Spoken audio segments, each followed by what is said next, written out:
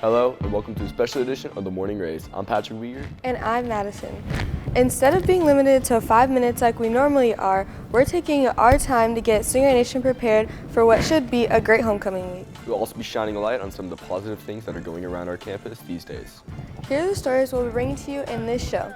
This is literally a homecoming for our new football coach, which is an original Stinger. We'll also be introducing you to our Teacher of the Year, who's become an Atlantic Coast institution in her own right. One of the things we're most excited about this year is being partnered with one of the top-ranked hospitals in the entire country, and we'll be sure to tell you more about that. When the students return to school this August, they realize a new revamped cafeteria, which we are recording in right now. We will be joined by a future Harvard student right here on our set, and we believe that he will be the only one from Atlantic Coast to go to an Ivy League school. You'll also be seeing double when we introduce you to some of the prominent twins that we see around our campus. And you'll be meeting Candy Corn, the pet snake, and that's a classroom pet which most of our students are embracing. Homecoming week is usually one of the best weeks of the year. This year we have a Hollywood homecoming theme with dress-up themes throughout the week. Monday, October 2nd is going to be our Team Beach movie day. Join us as dressing as either a biker or a surfer. Tuesday the 3rd is going to be Adam Sandler Day. We hope to see y'all in baggy shorts, or even a hockey player turned golfer, or even a hydration specialist. Wednesday is going to be our Men in Black theme. Dress up as one of your favorite scenes from Men in Black, or just join us in a blackout. That Thursday, in honor of the Parent Trap, it's going to be Dynamic Duo or Twin Day.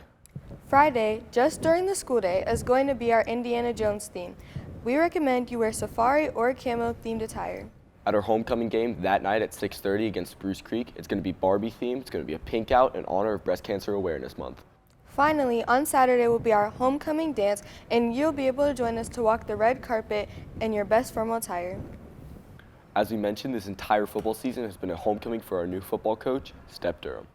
He spent 4 years practicing on the same fields that he's coaching on, and as you can tell, there's no place he would rather be than here at AC.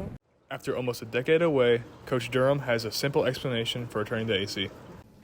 Basically coming back home, familiar with the area, and I know AC is a prime spot to be good at football. I think it was a great location. Even though so much time has passed, Coach Durham still sees AC as the great school he was once enrolled in years ago. It hasn't made any changes. I mean, it's still a great school, but it's still the same as if I was going here. Very diverse and people making a push for their future. As a deciding voice in Coach Durham's hiring, our athletic director was very impressed with Coach Durham's accomplishments in such a short amount of time as head coach. We had quite a few candidates who were qualified and could have led our team, but we were really impressed with Coach Durham's record at Wolfson and what he was able to do there. And then with him being an alumni, of course, we were really excited to get him back to Atlantic Coast. As one of the original Stingrays, Coach Durham's time as a student at AC set the blueprint for what a student-athlete should look like. Coach Durham was here in our first 4 years. He started as a freshman his first year and every year that he was here with varsity football. And I always tell all the recruiters that come through that he is one of the best student athletes we ever had, and I compare everyone now to him. Reporting for the Morning Rays, I'm Sam Palmer. Each year, one teacher is chosen to be recognized as our Teacher of the Year by the teachers at this school. Miss Schroeder will be added to this wall very soon because she's the 2023-2024 Teacher of the Year. Oh my goodness, I'm losing count, but I believe this is my 20th year as a teacher. Today I'm introducing our 2023-2024 Teacher of the Year, Miss Shorter, who teaches biology and anatomy and is a sponsor of our HOSA group. I've always been a lover of science. I actually majored in kinesiology when I was in college, and that just carried over with me here, and I really enjoyed teaching both of the classes. To be chosen by my colleagues as Teacher of the Year is very gratifying. It tells me that my hard work on campus does not go unnoticed, and so I'm very appreciative. Miss Shorter didn't only become Teacher of the Year for the work she put in inside of school. She also became Teacher of the Year for the work she put in outside of school. So I am a content creator outside of school. So I go around Jacksonville. I do restaurant reviews. I'm also a blogger. and a Visit Jacksonville Insider. So if you can find me on social media, then you'll know all the great places to visit in Jacksonville. And this is Tylen with the Morning Rays, signing out. The Mayo Clinic is a world-renowned hospital, and Jacksonville is home to only one of the 3 campuses in the United States. Here on our campus, we have something that no other high schools in the area have, and that's nurses that come and teach at our school. Here at Atlantic Coast High School, the nurses from Mayo Clinic teach skills in and out of the medical field. They're learning interview skills right now, resume writing, which isn't specific to nursing, but it's specific to professionalism and life skills. But we have also delved into bloodborne pathogens and good hand hygiene. There's so much that is going to be learned from this course, so we are just getting started. What makes a good... Here's our very own principal, Dr. George, to tell us the future of AC and the Mayo Clinic partnership. So in my experience, I've never seen or heard of any partnership with Mayo Clinic. I think from my understanding, this is the first high school partnership Mayo Clinic has ever had in this area. But for us, it's extremely exciting because I think it's the first of its kind in the city. We are giving kids an opportunity to get high-paying jobs when they leave here. So the end goal is that we have kids that graduate through our pathway, our Mayo medical pathway. They go to school to become nurses or something in the medical field. They get jobs at Mayo. So we have kids that are coming through the system at Atlantic Coast that directly feeds into Mayo. I think for us now that we have this partnership and now that it is the Mayo pathway at Atlantic Coast High School, it is where conquering the unconquerable begins at Atlantic Coast High School. Reporting from the Morning Rays, I'm Junior Rodriguez. In case you haven't noticed, we are quite comfortable in a new remodeled cafeteria this year. There was definitely a wow factor when everyone walked in, but we would like to know what some of our students think about it. The booths, everything. It's a beautiful new cafeteria. We are so thankful that our school was able to give this to us. Yes. On August 14th, students are greeted with the new and improved school cafeteria. Some of the changes include new booths, tables, chairs, trash cans, and to top it all off, a shiny new paint job. Most students share a positive sentiment regarding the changes. Here's what they have to say about it. I think it looks really great, and I like all the remodeling they've done. I like the designs. They're really cool. There's more places to sit.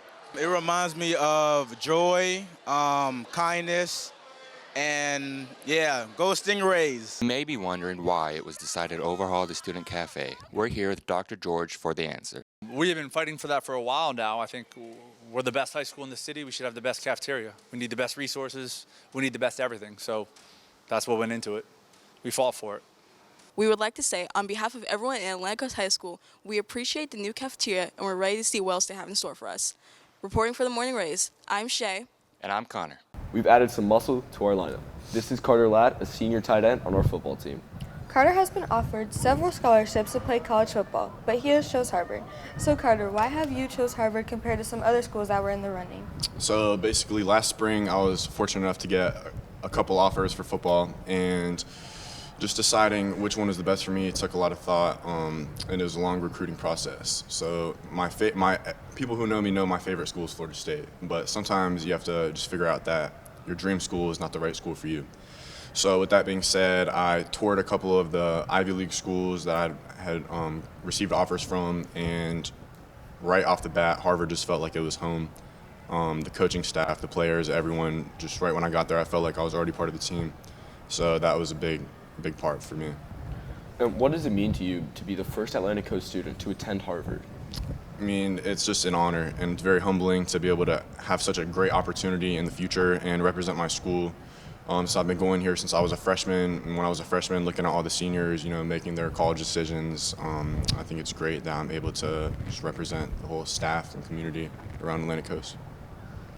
And knowing that you're good academically, how has it been hard to manage your academics and your athletics, and how do you think that it will be different in college?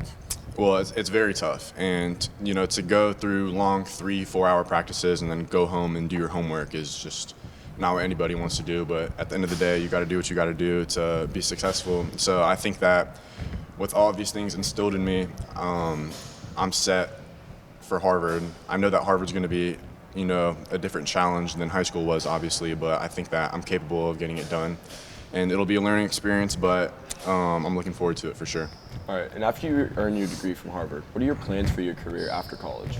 Well, so I'm still looking into that. So I know that I'm going to be studying economics at Harvard, and so I think that in a year or two, once I get comfortable in Harvard, I'm going to start deciding, whether I want to do business or get into law school. So it's just going to be one of those things where you live and you learn, and I'll figure out, what the best route for me is. Thank you for joining us, Carter. Best of luck with the season and your senior year. Awesome. Thank you. A couple of Carter's teammates on the football team are actually twins. As it turns out, when these Stingers are showing out on the field, their twins are not very far away and are even each other's biggest fans. One set of our twins plays a prominent role in the sports. With Gary Rhett as a linebacker on the football team and his twin sister Kennedy on the cheer team, they know a thing or two when it comes to being a twin. It's great knowing that whatever you're doing, you got somebody right there by you at all times. To have a twin, it's amazing because I always have a partner to do everything with, whether it's school, extracurriculars, and everything in life. While it can be rare to see a group of twin or triplets, here at Atlantic Coast it's actually quite common, especially at the football games. From Brooke and Bradley Flask leading the student section to Nico and Natalia on the field, these twins are constantly on the lookout for each other. Often. Every time I make a play. Actually, all the time. Every time I'm turned around facing them, I'm always making sure he's not on the ground hurt or anything. I always say, go Gary, or I'll call his nickname and say, go Shunka, and me and my friends will all do it. When thinking about twin or triplets, there is a common thought that they are all similar in many aspects, but is that necessarily true? Kyle and I are the complete opposite. He likes to do his own thing. He's very to himself. While I tend to try new things, kind of talk to new people, and yeah. Being close is a common aspect of being a twin, but do these twins like the connection that comes with it? I do like being a twin because you always have somebody to talk to. They're always right there. Yeah, it can be a little annoying sometimes because they're all right there, but if you ever need somebody to talk to, they always know you more than probably your own parents. Reporting for the Morning Rays, I'm Kyle. And I'm Navin. Madison, what are some of your biggest fears? Are there any animals or insects that frighten you? I'm definitely afraid of large animals and insects. Really? Yeah. That's interesting. See, personally, I'm afraid of clowns, surprisingly, and then spiders are also for me. But many people are afraid of snakes. But one teacher is trying to change the perception of our reptilian friends, one student at a time. This seems like a normal science classroom. However, this classroom in particular has something unique in it, a snake. I really wanted to bring part of Florida's ecosystem back into my classroom, and corn snakes, or rat snakes, since he is a corn snake, are very common in Florida. And also, they're really chill pets, so I don't have to do much to keep him entertained, and he's a relatively safe pet to have. Miss Reddy, who has a pet corn snake named Candy, has brought mixed reactions to the classroom when introduced. So the first time I ever took him out, when I was introducing myself in my class, there were a lot of mixed reactions. A lot of people were scared of him. And I told them, I'm like, he's nothing to be scared about. Waited a couple of weeks until more recently to take him out in almost every single class and to let people hold him. And I found that the reaction is really positive because he's just the cutest little noodle. Snakes are surprisingly low maintenance and relatively simple to take care of. They're probably the chillest pets you can ever imagine. So I feed this guy about once a week. When he's older, probably about 3 or 4 years old, he's only about 1.5 years now, I'll only have to feed him once every 2 weeks. And I mean, you can see it. He's just a living bracelet. They're pretty chill. Corn snakes can be fast, but his temperament is actually pretty even with how many people hold him. Reporting for the Morning Rays, I'm Jake Rista. And that's a wrap for our first extended edition of the Morning Rays. Be sure to keep up with all the latest happenings at AC by following us on Instagram, Twitter, YouTube, and Facebook. We hope y'all enjoyed the first extended of the Morning Rays as much as we did filming it. Have a great rest of y'all's year and go Stingrays.